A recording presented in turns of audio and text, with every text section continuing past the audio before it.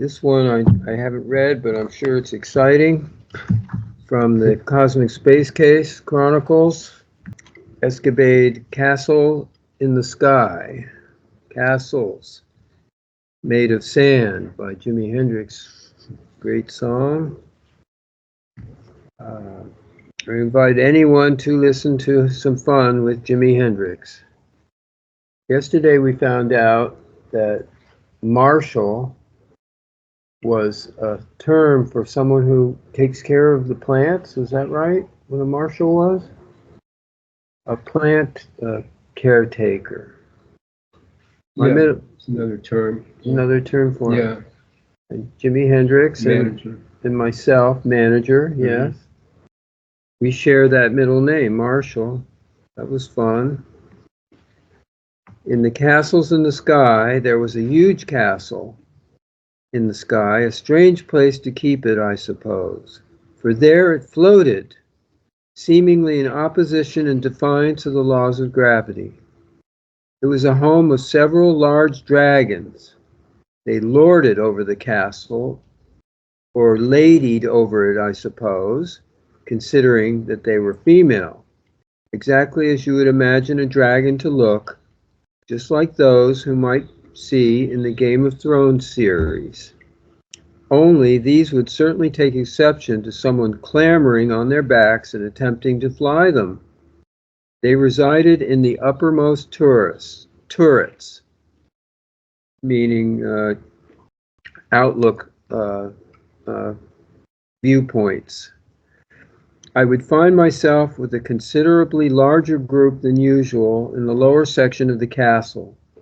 The entire thing was set up as a kind of test, various stages to be bypassed, and if successfully navigated, we would have a final confrontation with the dragons.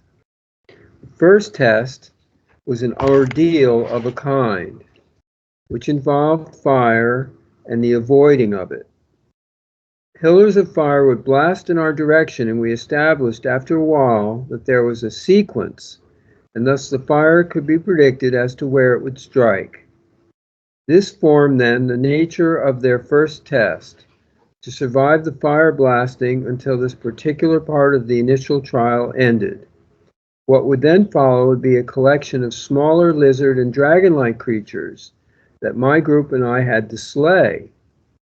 And after evading fire, slaying this group of lizards, we would have an encounter, that is, with the final monster. And if we proved our worth and eliminated it, we would move further into the castle.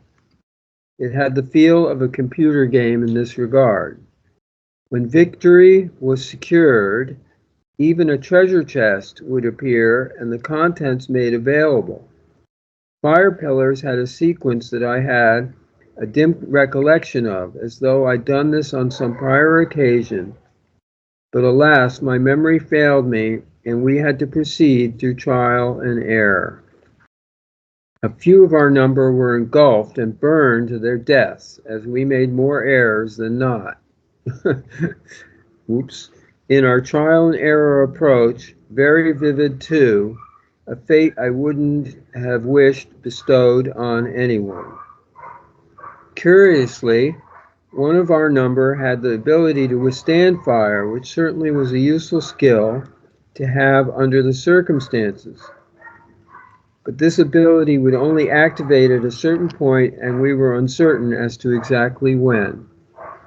As you can imagine, this had him somewhat concerned and exasperated as we were unable to yield this information.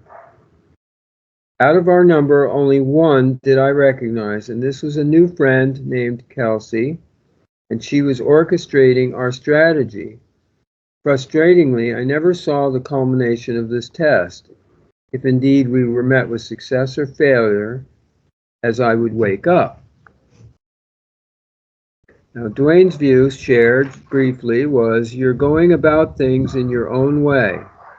It reminds me of Valhalla in one of Wagner's operas, the German composer, called Gods in the Sky, etc.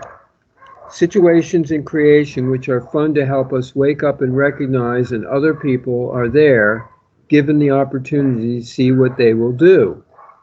There are many steps to waking up and recognizing being able to handle that recognition. Ms. K and others are there on the real side. We have the awareness to do such things. So we have.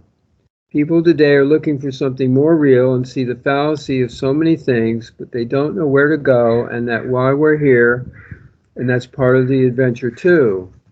I guess I could add that Ms. K will also have that choice about what she will do, etc.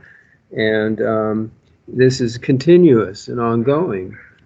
There's a backward step and a sideways step and forward straight ahead, and let's go with the all is right now, totally. Whatever. We have that always. So I want to just, one thing, more postscript.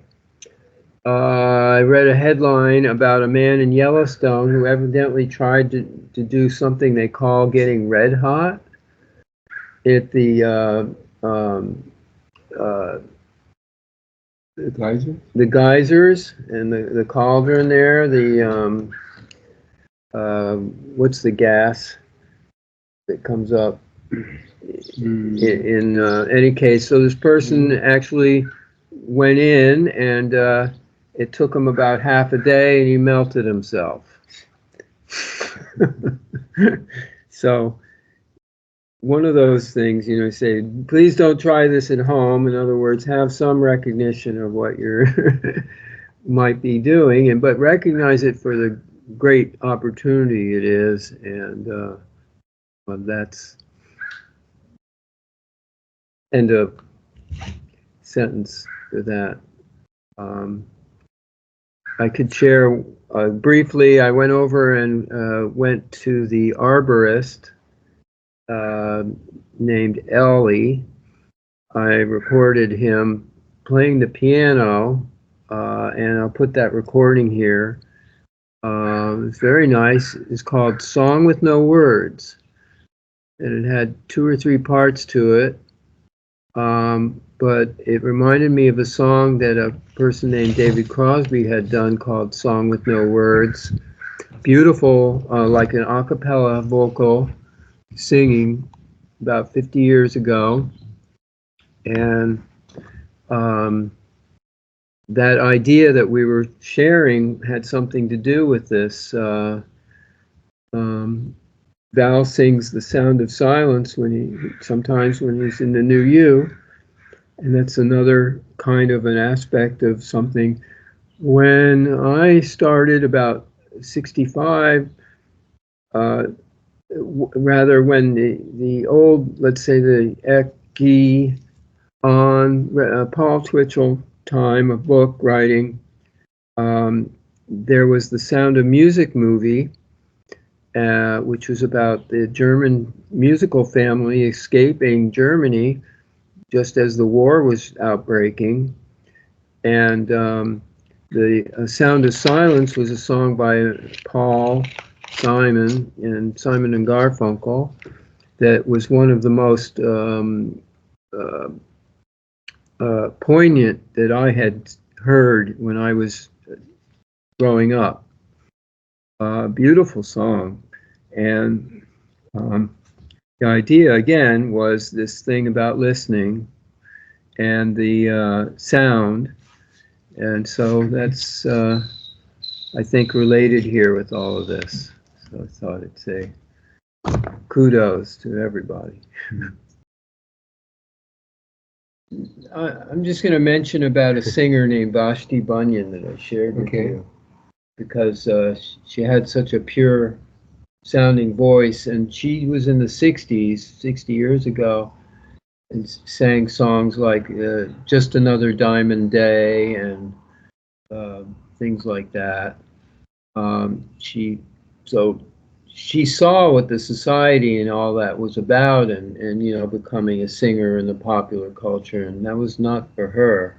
And she was really like almost like a elf or a fairy. I mean, fairy woman, reborn. and she's still alive. And so she took like 40 years and disappeared and lived on the farm, and dogs and chickens and cats and plants and whatever.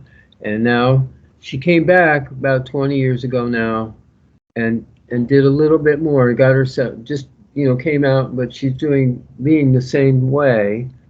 Uh, Extremely sweet and beautiful voice. And so I just was sharing that with Val, and we listened to one of those songs, and he really heard that too. There is something with our presentations and how we do how people do things, and some of them are not meant to be done because of any agenda or idea that they have. They just are being that way. And I thought that was a very good example. It's just beautiful. So that's all.